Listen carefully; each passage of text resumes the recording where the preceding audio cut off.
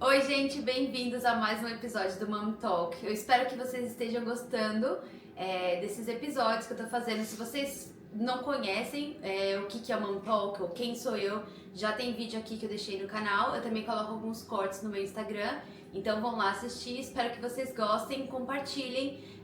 Aqui a gente deixa muitas dicas, eu trago muitas mães reais como eu, né, mães imigrantes que passam por todos os perrengues reais, sem rede de apoio, muitas histórias legais de se inspirar, assim. E hoje eu estou com uma amiga aqui muito especial e eu tô tentando trazer ela já que já tem 100 anos, porque ela é mamãe de segunda viagem também, uma bebezinha bem pequenininha.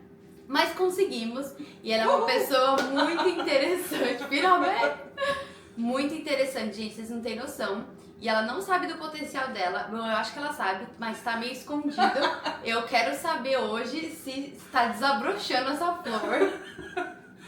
E ela vai contar um pouquinho sobre ela, a Camila. E antes de começar, eu queria falar que ela foi a primeira mãe que me abraçou aqui, então muito obrigada, no grupo de mães, quando eu cheguei aqui em Sunshine, que eu falei, meu Deus do céu, não conheço ninguém, é o lugar que eu quero ficar. E aí eu falei assim, bom, eu vou me render ao grupo de mães.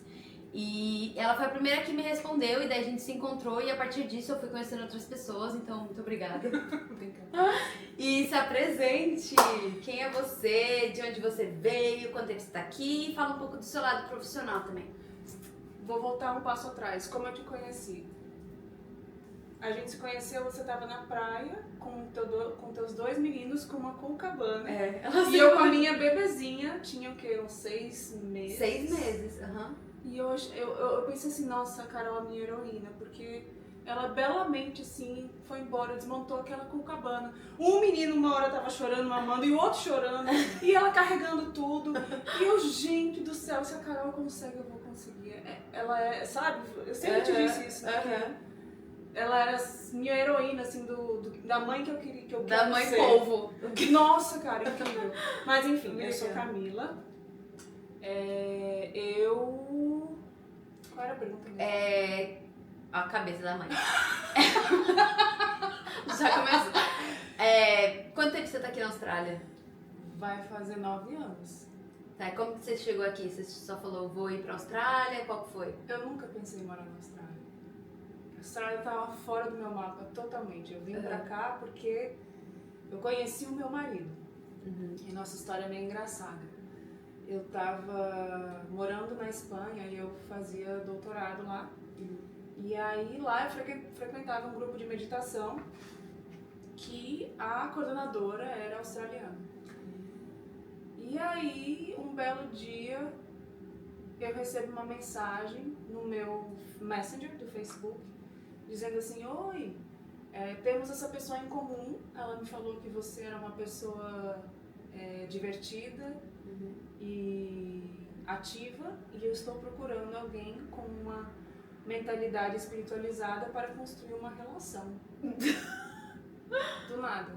Gente. Aí eu olhei assim, nossa, essa pessoa tá doida, tá desesperada, o que é isso?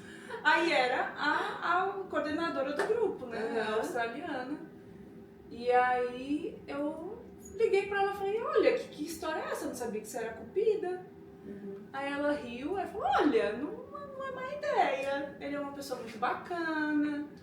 E deu todas as boas referências, aí eu olhei as fotos no Facebook, aí eu achei, um gato, né? Bem gatinho. Mas você não tava procurando ninguém no momento, tá? Eu tava fechada pra balanço.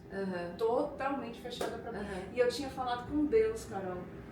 O homem, a partir de hoje, o homem que vai chegar pra mim, eu quero saber exatamente o que ele quer.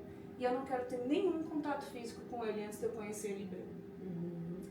Então eu acho que Deus ouviu e foi a única forma que eu tinha pra conhecer o meu marido. Ele foi direto. Já mandando as informações, falando o que queria. Falando o que queria. E realmente a gente ficou 4 meses e meio falando à distância. E tudo fluía, assim, não tinha... Tinha muita confiança, muita naturalidade, assim, de um jeito que não era normal, sabe? E você já foi se apaixonando, tipo, por mensagem? Sim. Já foi tendo a A gente ficou melhores amigos, e depois se falava todo dia, e depois se apaixonou. E aí eu fui morar em Berlim, ele foi me visitar depois de 4 meses e meio. E como que foi a primeira vez? Aí foi muito estranho. Porque eu só via ele na tela, né? Aí eu tava... Tipo, pegar, né? Tipo, meu Deus. Nossa, foi muito engraçado, porque ele chegou em Berlim, mas eu tava voltando de um congresso que eu tinha ido. Então ele foi me buscar no aeroporto em Berlim. E aí eu fui a última a sair do avião, eu tava assim, né? Muito nervosa. Não quero sair daqui. Ai, meu Não Deus. sai por último. Botei um salto desse tamanho, sabe? Já como se eu não fosse alta, já que eu botei um salto desse tamanho, eu pensei, vamos. Aí eu olhei assim, quando eu vi ele tava lá segurando uma plaquinha. Aí eu olhei assim, era muito estranho, porque era como se ele fosse, pra mim ele fosse uma coisa chata, né, da imagem, né, da superfície da tela. Aí ele começou a ganhar contorno, assim, ao vivo, viu? Ver as formas da Eu, gente do céu, que coisa louca ele tem. A cabeça dele é 3D, sabe? Tipo, começa... Aí a gente ficou muito envergonhado, assim, no começo, mas depois já foi dando a mão, aí depois voltou toda a naturalidade. E aí, depois desses que a gente se encontrou, a gente viajou por 2 semanas e meia. No fim da viagem, ele me propôs em casamento. Um mês depois, eu tava na Austrália. Amiga, não rolou nada nesse, até propor em casamento, você não tinha rolado nada. Aí já tinha rolado. Ah, tá, aquelas 4 meses. Os 4 meses e meio foi o suficiente pra gente se conhecer, né? Enfim, aí um mês depois eu tava casada na Austrália. E foi assim que eu cheguei na Austrália, eu não tinha nenhum plano. Entendi, daí vocês vieram pra cá pra casar aqui.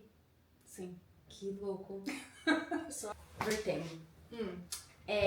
Então, daí tá, você chegou aqui na Austrália, daí você falou assim, bom, eu vou ver como é que vai rolar esse casamento e o que você começou a fazer de trabalho? Eu tava terminando o doutorado, então eu tinha que escrever a tese. Eu vim pra cá porque ele tinha um trabalho fixo e eu podia escrever de qualquer lugar do mundo. Tá, então fala pro pessoal pra entender o que você faz, o que você tava fazendo aqui. Eu tava pesquisando o que eu chamo de desejo de onipresença. Que desejo é esse de estar aqui, ali e acolá ao mesmo tempo, através das redes sociais. Nossa, que profundo, né? Foi um desejo assim que eu me dei conta porque eu venho estudando redes sociais há muito tempo. Tipo, sei lá, desde 2005. E aí eu estudei muito, entendi muito, lia todas as condições de políticas de privacidade, tudo. E eu pensava assim, gente, eu sei tanto. E eu sei que os meus dados estão sendo vendidos. Eu sei que tem todo um backstage dessas redes sociais que não é bacana. Então, por que eu tô aqui se racionalmente eu sei o que tá em jogo? Eu sei. Mas você pode explicar, porque eu tô meio... Assim, eu sei um pouco porque eu sei da sua história, mas tipo, a pessoa que tá falando dela deve estar, tipo, tentando... Sabe aquela figurinha com os monte de número? Tipo, todos os fala dados. uma coisa mais... como se você estivesse explicando pra uma criança. Cada vez que você dá um like, cada vez que você dá um comentário, todas as páginas que você abre, todos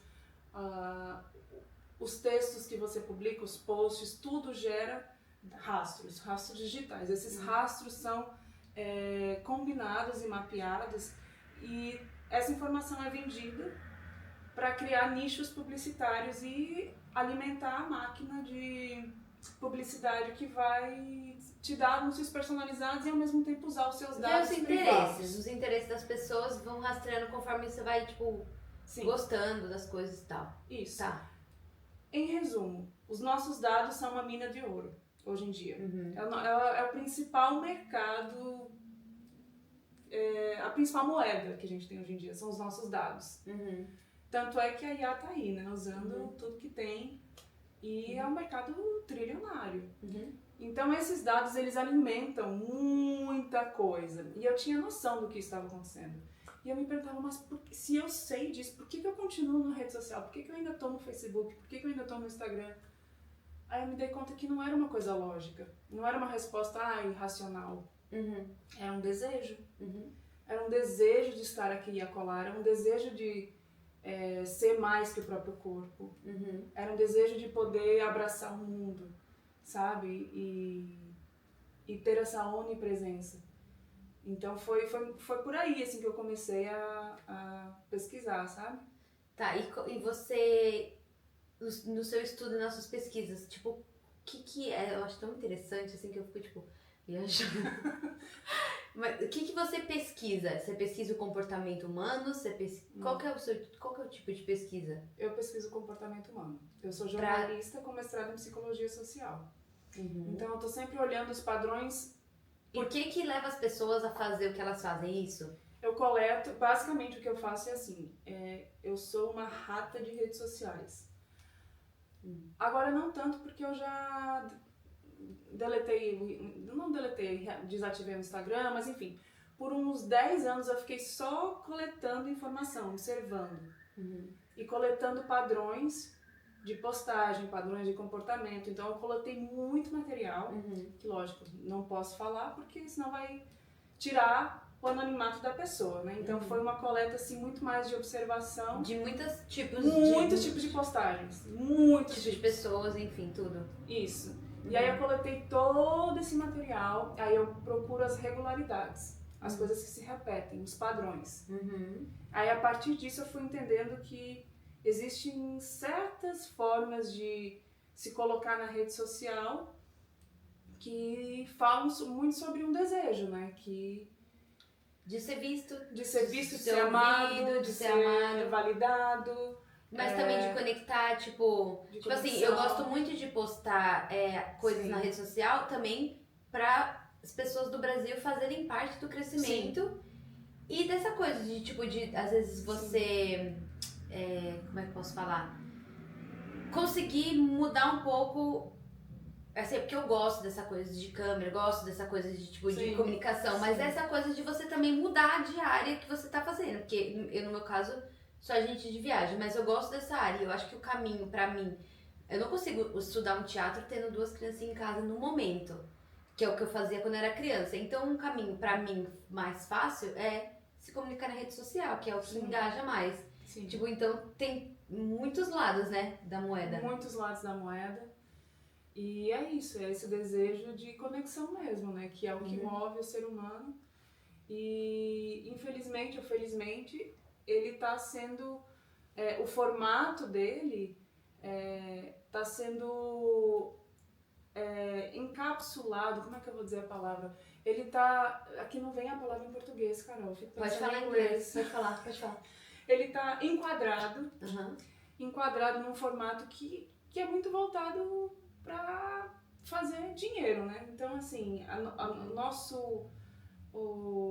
as nossas tecnologias, ela tem um potencial infinito, né? E elas podem servir para servir os nossos desejos de uma forma muito mais humanitária e muito mais interessante. Só que nesse momento as redes sociais ainda são feitas para viciar, tem todo um mecanismo assim de programação mesmo, que tem um algoritmo que está envolvido. Então, assim, existem muitas camadas que a gente pode entrar, existem muitas leis. A Austrália também até já proibiu, né, os adolescentes até 16 anos de não ter acesso às redes sociais. Existem muitas pesquisas sobre o impacto disso na saúde mental. Então, assim, infelizmente esse desejo está sendo limitado por modelos de plataforma que não dão vazão à real conexão que a gente precisa no momento em que, para você estar visível, você tem que postar, senão você morre. Isso não existe. Não existia o Newsfeed. O Newsfeed começou em 2004 com o Facebook. Então, assim, a lógica muda, né? Porque se você não posta, você não vai aparecer no Newsfeed, você não tá na manchete do jornal, você não tem os seus 2 segundos de fama. Então, assim, que redes sociais a gente realmente quer construir? Essa é a pergunta que eu trago muito, assim, sabe? De conexão humana. E que não excluam o digital, que não excluam o offline. Que redes sociais fazem sentido pra gente, né? Entendi. E mas você acha que é só esse lado mais de melhorar, ou você também vê os lados bons, que tem muita coisa boa? Tem muita coisa boa. Então você acha que é um balanço, assim? Tipo, você. Sim. Você falou que você não usa muito, mas eu lembro que você já me falou que você tentou talvez fazer. Sim. Você acha que, tipo, dá pra você equilibrar? Olha, o que eu acho é que pra mim não é uma questão de bom ou ruim. Eu não acho, a rede social não é questão de ser boa ou ser ruim, de ser a nossa salvação, a Um nossa extremo. perdição. Não é isso. Eu acho que é muito mais qual é o propósito dela. E para ela ter um propósito que faça sentido, ela também precisa ter alguns limites, algumas boundaries, como tudo na vida, né? Sim. Então, eu acho que é muito mais essa reflexão, assim, do até onde a gente quer que as nossas tecnologias vão. Porque, por exemplo, o IA, muitas pessoas falam, mas está trazendo a cura disso, dessa doença, tarara. Ao mesmo tempo está criando deepfake, ao mesmo tempo está criando muitas questões com imagens de crianças, né, que estão sendo pegas na internet. Então, assim como nós, que somos muito complexos, não é, o humano não é só bonzinho, nem malzinho, não é nem anjo, nem demônio, é complexo, a tecnologia também é. Então a gente tem que lidar com essa complexidade, entendendo qual é o propósito que a gente vai realmente guiar essas tecnologias a partir do que nós somos enquanto humanos. Que tipo de tecnologias nós queremos. E aí a gente vai ter que ver, né? Por exemplo, o nosso smartphone é feito de muitas camadas de extração de minerais, trabalho escravo infantil, mineração de dados também. Todos esses trabalhadores que estão envolvidos na indústria de likes, você sabe, né? Que existem indústrias, assim, salinhas com 1000 celulares e as pessoas ficam... E as pessoas compram likes. Então, assim, e as pessoas ficam fazendo isso? Sim, é a função delas. É o trabalho delas. Então, assim, todos esses mecanismos, assim, que a gente não vê, a gente tá meio distante, alienado, a gente só tá pegando conforto, né? Então, assim, mas tem pessoas que não estão legais com isso, sabe? Então, assim, como é que a gente pode encontrar esse balance, esse equilíbrio, de uma forma mais holística, olhando pro todo, né? E não de uma forma, assim, tão predatória como é, né? Porque a busca por conexão é uma busca humana, ela não vai mudar. Ela não, mas a forma como ela está se dando atualmente, eu acho que ela precisa ter um propósito, e para isso a gente precisa decidir até onde a gente vai com a tecnologia. Entendi. Qual é o limite das tecnologias? E Cá, isso é muito interessante. E, tipo, você pode ir muito longe falando Sim, assim, eu né? Sei, não você, assim, tipo, a pessoa falando sobre Sim. isso, você pode, assim, abrir muitas abas. Mas, então, o seu trabalho como pesquisadora, assim, você estuda isso, mas você passa isso adiante? Você aconselha alguém? Como que é esse seu lado? Porque você tem toda essa informação, você faz o quê? Eu escrevi livros, né? Vários livros. Em português, inglês. Onde estão os seus livros? Estão na Amazon, estão online, disponíveis. Eu tenho que traduzir um para o português, mas enfim. Estou acabando de escrever um livro infantil, que eu posso dar o spoiler do título, que eu esqueci, gente. Peraí. Larga o celular, eu só quero estar com vocês. Aí a história da relação do menino com a tela, desde bebezinho até os 18 anos. E essa história, se a gente pudesse ouvir o que um bebezinho pensa quando vê uma tela, porque ele sabe que a tela tá lá. Eu vejo as minhas 2 filhas, elas sabem que tem um objeto ali. Se a gente pudesse ouvir o que eles estão pensando, o que eles falariam? E como seria essa relação, assim, ao longo da vida? Então, essa história conta um pouquinho dessa trajetória do encantamento, depois deles ficarem... Deles não, da família, né? Do menino ficar bem viciadinho em redes sociais, em games, em telas. E aí ele vê que os pais estão na mesma ou estão ainda pior que ele. E aí ele trazer os pais junto para essa e juntos eles decidirem mudar a rotina deles, mudar os hábitos deles. Eles vão fazer um jogo de detetive para entender por que as redes prendem tanto. Que legal. E aí eles vão depois buscar chamar a escola também. Então a importância de envolver todas essas esferas da vida, da escola, da educação, dos pais, da família, dos amigos. para repensar justamente essa pergunta: que redes sociais nós queremos? Aham. E quando que você vai lançar? Tem data? Olha, data é complicado, porque cada vez que eu tô pra submeter o livro, me vem uma ideia nova. Pra adicionar? Pra adicionar. Ai, meu Deus. Ai, meu Deus, é horrível. E como é que faz ilustração, essas Eu coisas? já pra tenho um você? ilustrador maravilhoso. Ah, você Inclusive, tem. eu penso assim, gente, ele tem tanta paciência comigo, porque eu já mudei tanto. Sério. Que incrível. Já faz desde 2021 que eu tô escrevendo esse livro. Entendi. E você, então todos os seus estudos você coloca através de livros e você dá mentoria, você... Agora, este ano, mamãe, aí foi, né, o processo da maternidade que vai alinhando a gente de uma forma, assim, bem profunda, né? Por muito tempo eu estava no mundo da universidade, acadêmica, e ainda tô, né? Porque é uma coisa que eu gosto. Mas eu passei pelo menos 15 anos estudando para ser uma professora universitária, e isso meio que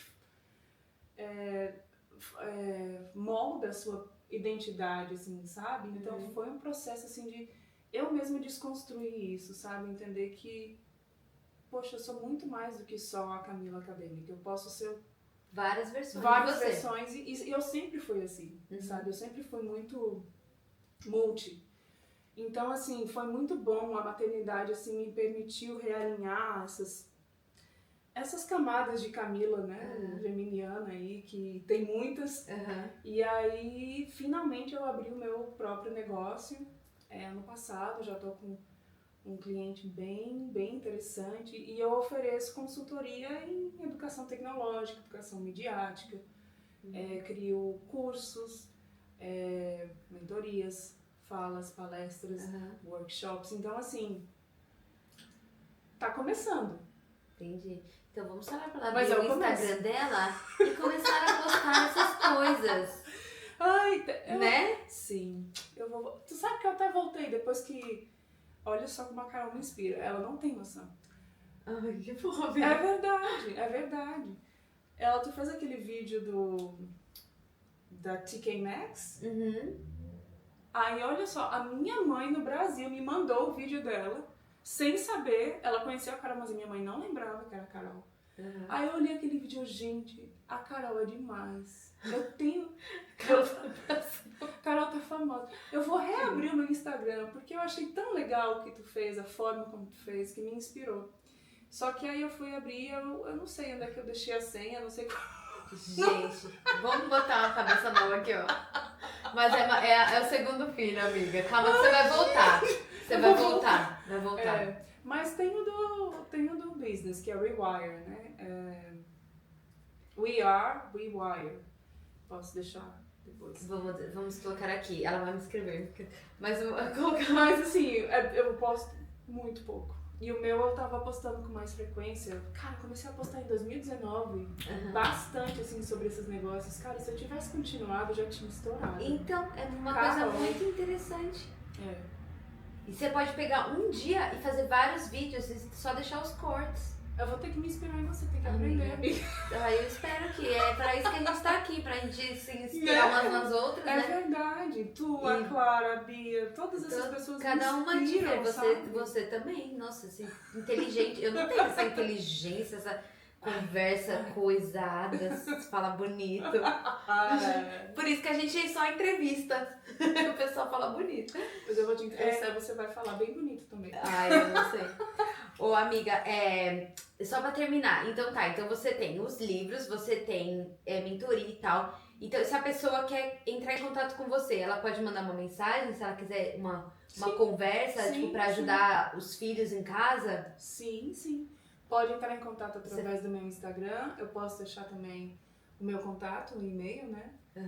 Pra um online, assim, fazer uma consulta online, alguma coisa do tipo? Sim. E assim, para as pessoas entenderem e ter alguma coisa dessa nossa conversa, né? Tem alguma dica que você daria para os pais, assim, de uma criança pequenininha? Pode ser uma coisa só que você acha, tipo, faça isso, que isso ajuda, ou presta atenção nisso. Tem alguma coisa para você falar para as pessoas que assistem? Olha, eu acho que o principal é o exemplo, né? tentar não pegar o celular na frente da criança, para a criança entender que ela é a prioridade sempre, eu acho que isso é fundamental, assim. Às vezes é difícil, às vezes eu me pego sendo interrompida pelo celular no meu cotidiano, mas assim que eu vejo eu escondo, eu jogo atrás da almofada, para ela entender que eu tô me relacionando com pessoas em primeiro lugar, sabe? Não é o celular a minha prioridade. E você não acha que assim, tipo, vamos supor, não tanto do celular, mas assim, em questão do trabalho, muita gente que trabalha no celular ou trabalha com o computador e tal. Sim. Você acha que ter uma conversa com a criança e explicar também, e falar assim, ó, eu tô terminando isso, quando eu terminar eu vou com você, porque também isso é importante, e faz parte, porque eu acho que as escolas, as coisas, tem que também colocar essa parte da rede social, você não pode simplesmente, tipo, não existir, porque daí você vai estar viciando de vai estar ensinando um outro lado, né, da moeda, que aí chega na escola, tá todo mundo falando de celular, a pessoa fala, é igual, tipo assim, não come doce, chega na escola e vira um trem. Você acha que tem também essa parte de, tipo, ajuda? Ajuda, mas depende da idade da criança. Tá. Se a criança tem condição de entender isso, acho que ajuda. Mas se a criança é muito pequenininha, o ideal é que ela tenha a atenção quando ela está disponível. Quando você está disponível para ela, quando ela está com você. Né? Então a gente tem que ter, não onipresença, mas presença, né? A gente tem que dar prestar essa volta. Atenção, assim, né? Estar no que tá presente. fazendo. Estar presente com a criança. Estar presente com você mesmo, né? Com as coisas, com a faxina, com o mundo offline, né? Que também é tão real quanto a rede social. Que nos afeta, né? Como se fosse real, mas parece que não, mas é uma realidade, assim, muito forte na nossa vida, sim. Mas a gente ainda tem... Eu acho que é isso. O equilíbrio é quando o online tá tomando o real, o offline, eu acho que a gente tem que dizer, calma, né? O seu lugar é esse. Se a criança sabe que você trabalha com o computador, ou eu trabalho escrevendo o tempo todo, com o celular, tenta fazer isso no horário de trabalho. Né? Se não é possível, explica para essa criança, quando ela puder entender. Eu trabalho muito depois que minhas filhas dormem. É isso que eu ia te perguntar. É difícil, né? É difícil, gente. Então, gente, vai lá ler os livros da Ká, que deve ser muito legal. Eu quero esse livro aí, hein, amiga? Tá bom. Quando você tiver, você volta. Volto. Depois de 6 meses. Vai ter que ir combinando. Não. Agora a gente vai conseguir mais. Ô, amiga, deixa eu falar. Uma coisa. A gente ainda tem tempo rapidinho? Sim, quero que tu quiser. Eu vou fazer, tem 4 perguntinhas e aí depois tem uma rapidinho e aí a gente termina. Mas eu queria saber, quando você e o seu parceiro começaram a construir a família, teve em algum momento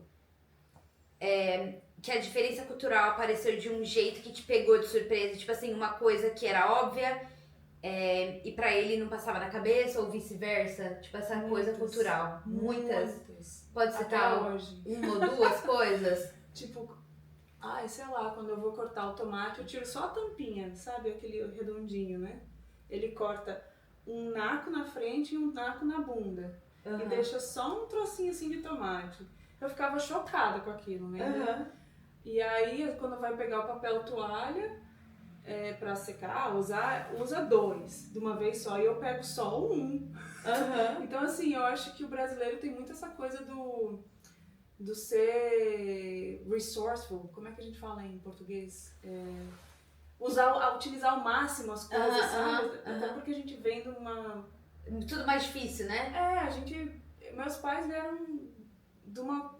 Tipo assim, requentar comida no dia seguinte. O Jack não requenta.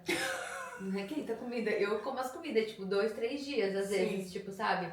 Principalmente arroz, feijão. Ele não gosta de requentar. Não, isso não é problema. Mas é mais assim... Essas coisas assim do consumir, sabe? A pasta de dente, eu boto não tanto, e ele bota assim um troção, assim, sabe? É isso, assim. Eu acho que... eu não sei, eu acho que... Eu recomendo muito, assim, homens australianos. Eu acho que eles são bem bem devotados. É isso? Sou bem família, eu acho. Eu acho.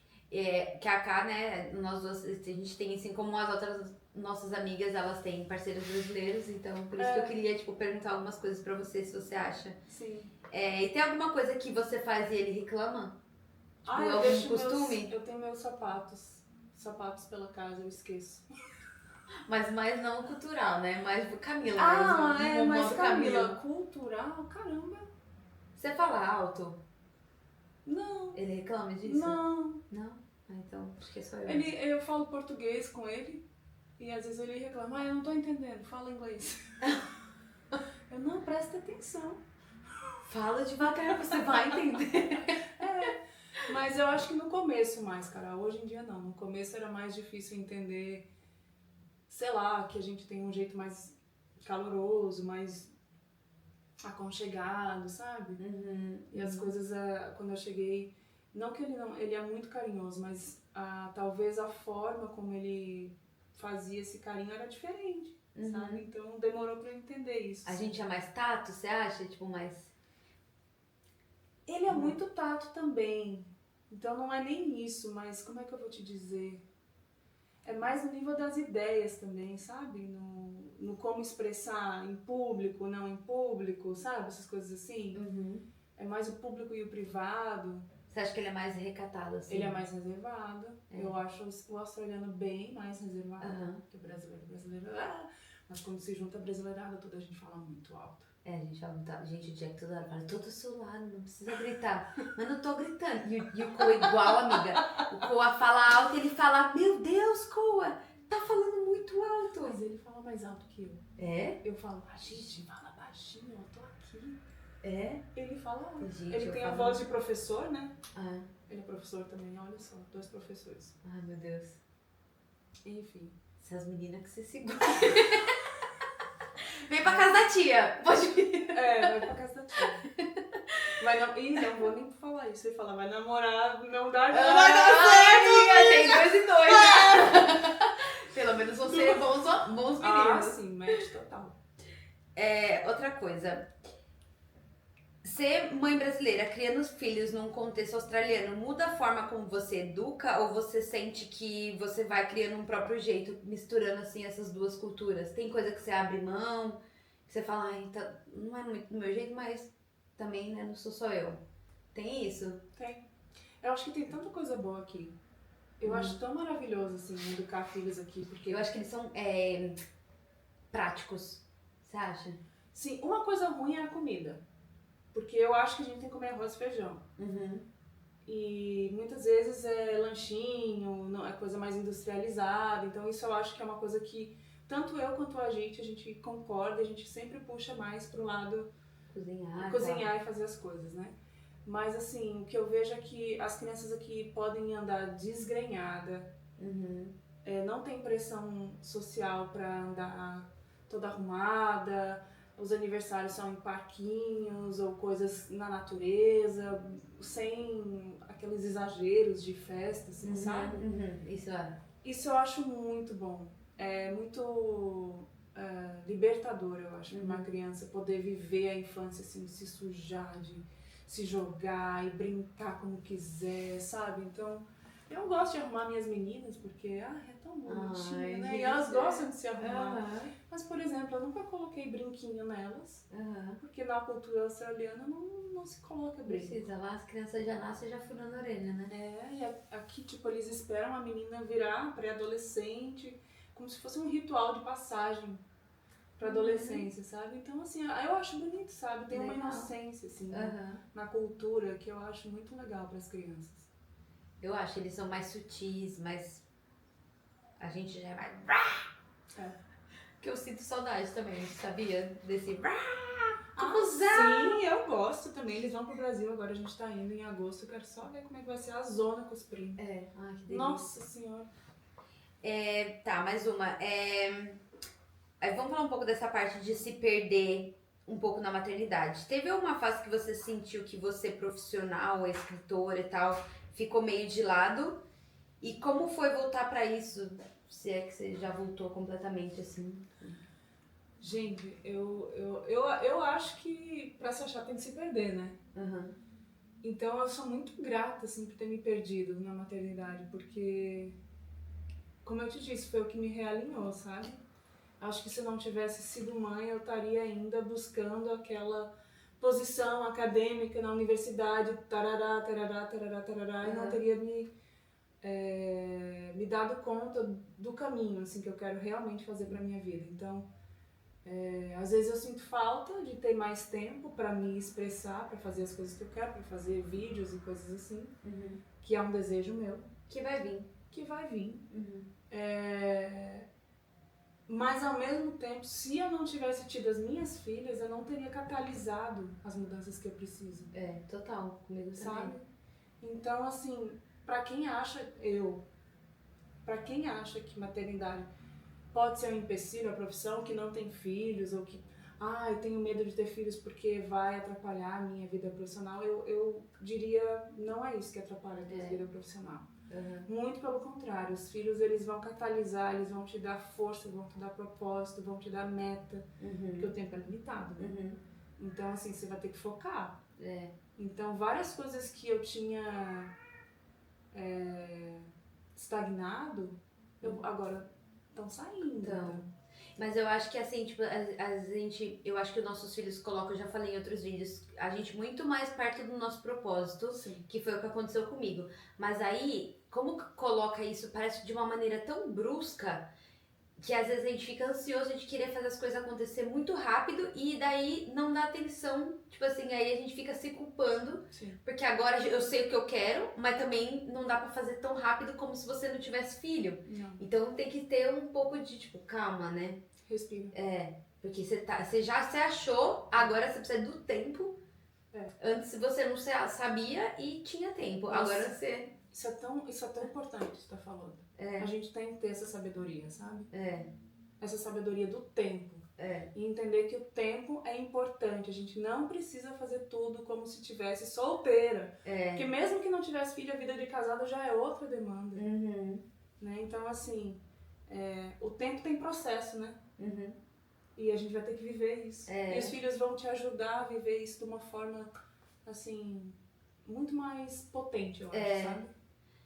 Tipo, e devagar, né? Porque eu já tentei fazer mais coisa pra internet, daí eu parei um pouco, porque eu achei que, tipo, agora na idade deles demanda muito mais a criação, porque nos primeiros anos eles manter eles vivos, né? Agora é a parte da criação que demanda muito mais. É falando a mesma coisa 100 vezes o dia inteiro. O dia inteiro. Eu falo, gente... Aí eu falei, aí parei um pouco de fazer negócio na internet, né? Dessas coisas assim, porque eu falei assim, tá me demandando muito. E isso drena, porque você tem que se reeducar em algumas coisas. E, né, pra ver o que você quer passar pros seus filhos, mas, tipo, e repetir muitas vezes. Então, daí eu falei assim, calma, por isso que eu tô fazendo essas coisas e tal, no tempo de Deus, e é isso. Aí. Eu também. E vai. E a última pergunta, e depois tem uma que é só isso e aquilo. Tá. Fisicamente, teve esse processo de não se reconhecer no espelho, de sentir que o corpo mudou e a autoestima foi junto? E como foi ou tá sendo se encontrar nessa nova versão de você? Cara, que pergunta boa. Tu sabe que na gravidez da minha primeira filha, eu não tive nada, assim, eu parei e voltei ao meu corpo normal um mês depois. Não tive diástase, minha barriga fechou completamente, não tive dor na coluna, não tive nada, Carol. Só que na segunda filha eu engravidei quando a Emê tinha 1 aninho. E aí, nossa, foi tão difícil a gravidez, eu tive tanta dor nas costas, parecia que tinha puxado um nervo, assim, alguma coisa, porque era muita dor. Doía pra caminhar, doía pra fazer tudo. Então eu nunca tinha sofrido com a gravidez e eu aprendi a ter muito mais compaixão pelas mães que passam por isso, sabe? Na minha segunda gravidez, e eu engordei 35 quilos na segunda gravidez, totalmente diferente da primeira.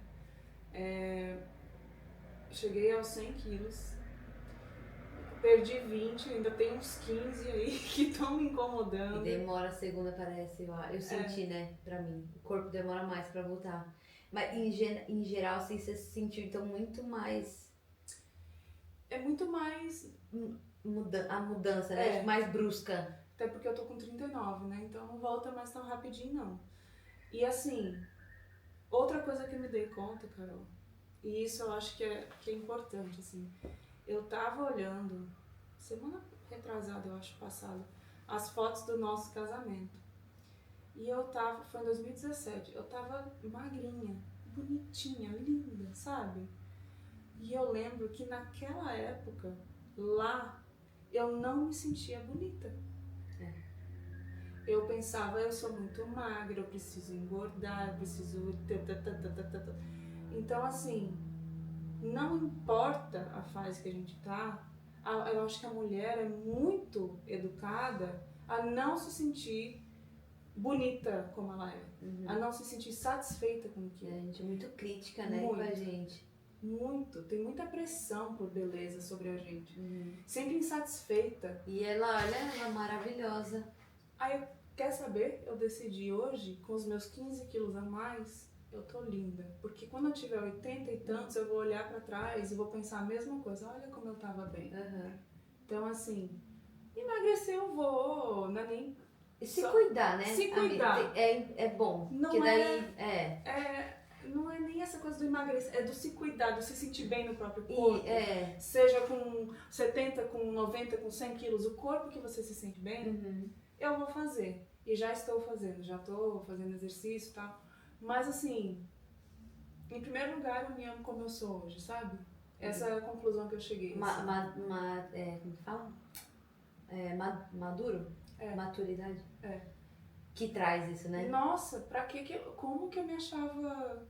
Não me achava bonita atrás, como que eu... Sabe? O que é isso, sabe?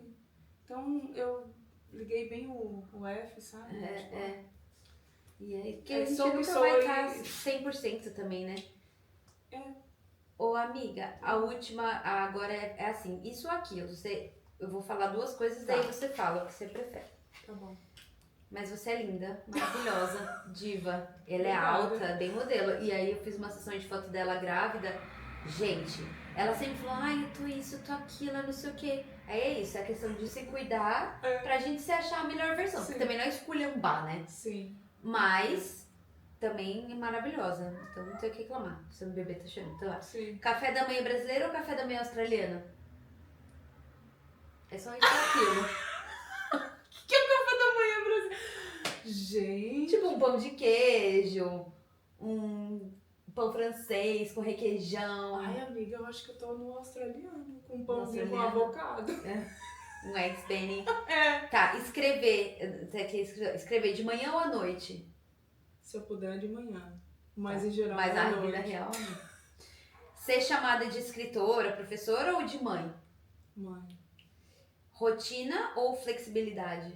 Flexibilidade. E os filhos falando português ou inglês? Os dois. Com você. Gente. Não, comigo. Se possível, português. Eu só falo português com elas. Então é isso, gente. Muito obrigada. Obrigada, amiga. Obrigada a vocês. Espero que vocês tenham gostado. Se inscreva aí no canal, compartilhe com as amigas. E quem sabe quando ela tiver o novo livro dela, ela traz aqui pra gente. Sim. Vou colocar o Instagram dela. E é isso. Até o próximo. Tchau.